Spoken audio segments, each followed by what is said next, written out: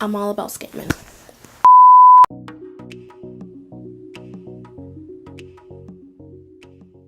So today I'm going to be talking about how to get that paper so you can get that paper. And by paper, I mean how to get that money so you can get your degree, because your degree is only a piece of paper if we're being quite honest. So we're going to get that paper to get that paper. And as everyone should know, college is super expensive and it's not cheap. And like, I don't know too many people who got $70,000 lying around every year to pay for a college education. There are people out there that do. I'm not one of them. So I'm going to talk to you guys about how I kind of navigated the financial aid process and ultimately how I ended up going to Stanford for free. I don't owe any money. I have not taken out any loans. I have not been paying Stanford for anything. So my education has been funded generously by people who believe in me. And I want to share with you kind of how I got there. So there's two different kind of methods of getting scholarships and grants. Or first of all, let me just start by talking about the different kind of money you get when you get a financial aid packet. So basically there's scholarships and grants, and those are money that you are being given to for free, and they're not asking you to pay back. So it's like, we're going to give you $10,000. You don't have to pay back. This is, towards your education. Then there are loans. Those are the ones you got to pay back.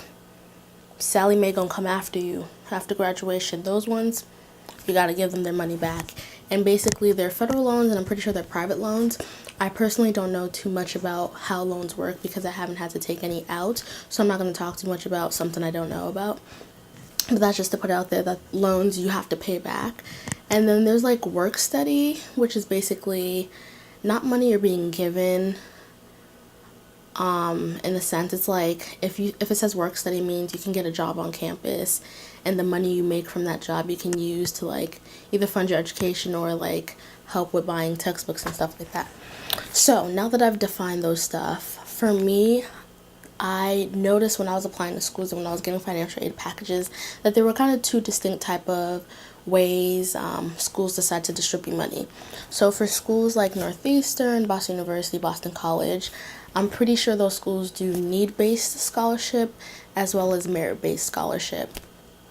And basically, need-based scholarship is money you receive based on how much your family makes. So if you are below a certain income level, maybe that makes you eligible for a certain amount of money. Or if you're above a certain income level, that makes you ineligible for a certain kind of money. And then merit-based scholarship is money you get based on how well you did in high school, which is why, another reason why it's just so important to do well in school regardless, because you never know who wants to drop some money because you did well in school. And merit-based scholarships, basically the school, I guess, I don't really know how each school does, but if you're like in the top 1% or top 10% of students who got accepted into that school, you may be eligible for a certain like kind of scholarship that they have. And typically those scholarships, you have to maintain a certain GPA throughout college to continue getting that scholarship. But yeah, schools like Stanford, and I mean like top tier schools, those really like up there prestigious schools, do not have merit-based scholarship. Stanford does not offer any kind of merit-based scholarship, at least for undergrad. I don't know about other graduate level programs, but at least for undergrad they do not offer merit-based scholarship. And when you think about it, it makes sense because everyone getting into the school, they're all getting A's, they're all valedictorians, they're all the top of their class. So if you have a cohort full of all A students, how would you pick who gets the scholarship and who doesn't? So they just don't do it. I don't know if that's the real reason why, but I'm just making stuff up. So I would assume like that's a very logical reason as to why they don't offer merit-based. But however, Stanford does offer some very, very generous need-based scholarship. So I believe like if your family makes like $120,000 or less, you're eligible for a certain amount of scholarship money. And y'all know, my parents gonna get there by God's grace, but as of right now, that's not the case. So I got a lot of need-based scholarship from Stanford.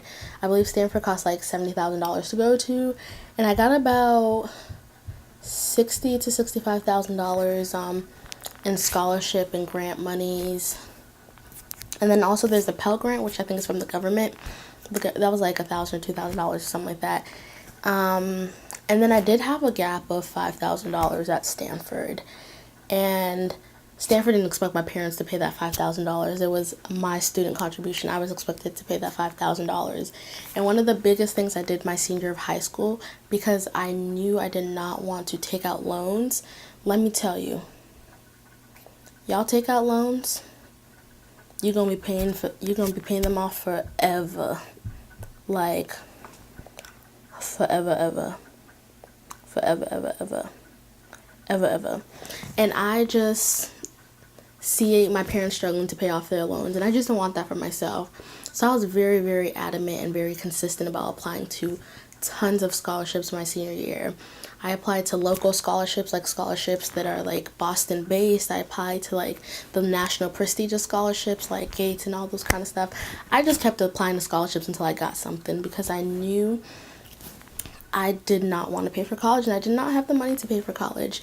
And I was applying to scholarships even before like I had been getting accepted into colleges, just because the earlier you start, the more money you're guaranteed. So I applied to so many, and there were some scholarships that I'm pretty sure I would have gotten if my financial aid packages weren't so generous. Like, because Stanford's package was so generous, there's some scholarships I did not get because it was like, girl, they only asked me to pay $5,000. But I did end up winning 2 scholarships, and they were both like Boston based. And that's another key point I want to highlight, is when you're applying to scholarships, you have a higher chance of getting local scholarships than like the national ones, because those are so competitive and like so many people are applying. But like if you're only applying to scholarships that are in your region or in your city, you're probably more likely to get them. So I applied to a lot of local scholarships, and I got 2 scholarships. One was for $5,000, and that was $5,000 like for all 4 years of my college education. And the other scholarship was a $2,000 scholarship for 2 years of my college education. And honestly, it is so important to apply to scholarships that will continue giving you money for all 4 years of college, because definitely there's some times where if you apply to a scholarship that was only 1 year, okay, they give you the $2,000 for that 1 year, but then next year, where's that $2,000 going to come from? So it's really important to apply to scholarships that they stick with you for all 4 years of your undergrad. And I was so fortunate and blessed that the $5,000 scholarship one that I got, they also are very supportive. They give me like a mentor. They also have like this flex fund where basically if I need anything during the school year, apart from the $5,000 that they're paying towards my education, they will like either pay for my flights back home, or if I needed to buy textbooks, they'll pay for my textbooks. Or at one point I needed a new laptop, and they gave me some money to buy a new laptop. They paid for my MCAT study books. And it's really important to find scholarships like those, and those ones are like usually the local ones. So yeah, I feel like that's basically it. I applied to a lot of scholarships my senior year. I applied broadly. I applied to schools that I knew gave need-based and merit-based scholarships. And one of the biggest reasons I really prayed to get into like a school like Harvard or Stanford was because I know their financial aid packages were so generous. So I was like, if I can at least get into one of these schools, I know that at least the amount of money I would have to pay wouldn't be that much. And it just so happened that I'm going to school for free $99, so you know, I'm all about scamming. Key takeaway points from this video is, when applying to schools, see how many people leave that school with debt. That's, I think, a really important thing, and that's something that I feel like a lot of people don't look at. If you're applying to schools where 90% of their students leave with like a lot of debt, maybe that says the school doesn't offer a lot of good financial aid or doesn't give a lot of good money.